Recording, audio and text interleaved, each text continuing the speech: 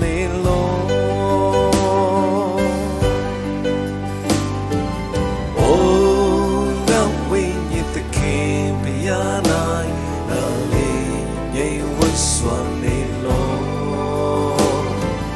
အိုးငါဝိညာဉ်သခင်ဘုရား၌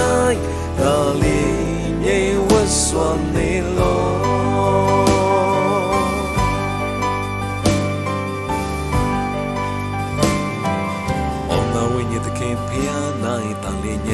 စွမ်းနေလောအကြောင်းမူကံငါဤကဲ့တင်ခြင်းသည်သခင်ပြတ်ထမဖြစ်သည်အကယ်စစီကိုတော်သည်ကျွန်တော်ဤခိုလုံးရာဖြစ်တော်မူ၍ကျွန်တော်ဤကဲ့တင်ခြင်းသည်ကျွန်တော်ဤခန္ဓာဖြစ်တော်မူ၏ကျွန်တော်သည်လေ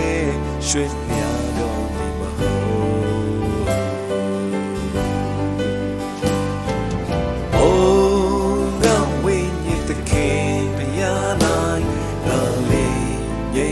စွာနေလောအိုးငါဝိညာဉ်သခင်ဘုရား၌ဒါလေးငြိမ်ဝတ်စွာနေလော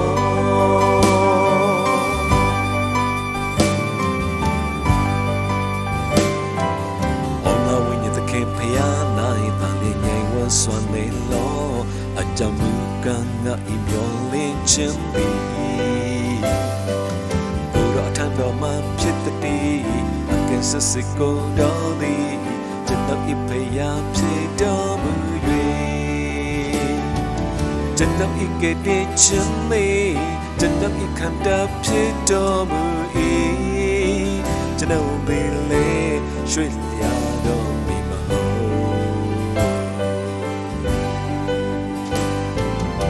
ုတ်ငါဝိညာဉ်သခင်ဘုရား၌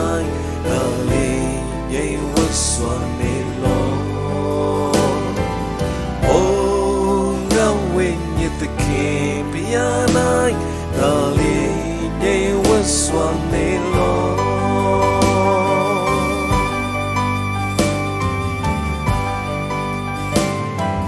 ကျွန်တော်ဤကဲ့တဲ့ခြင်းလေးကျွန်တော်ဤဘုံတော်ဒီသခင်ဘုရား၌တာတီဤကိုယ်တော်ဒီကျွန်တော်ဤခွန်အားမလားဖြစ်၏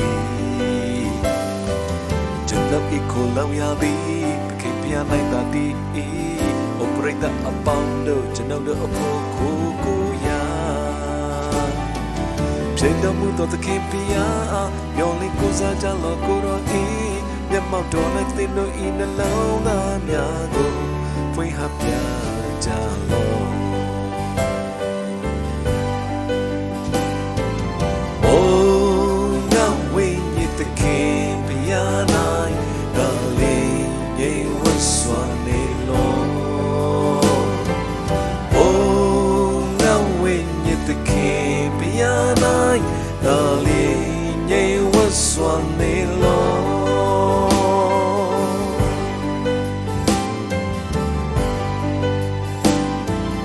အိုးငါဝိညာဉ်သခင်ဘုရား၌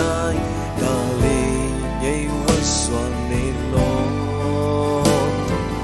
အိုးငါဝိညာဉ်သခင်ဘုရား၌ဒါလေးငြိမ်ဝတ်စွာနေ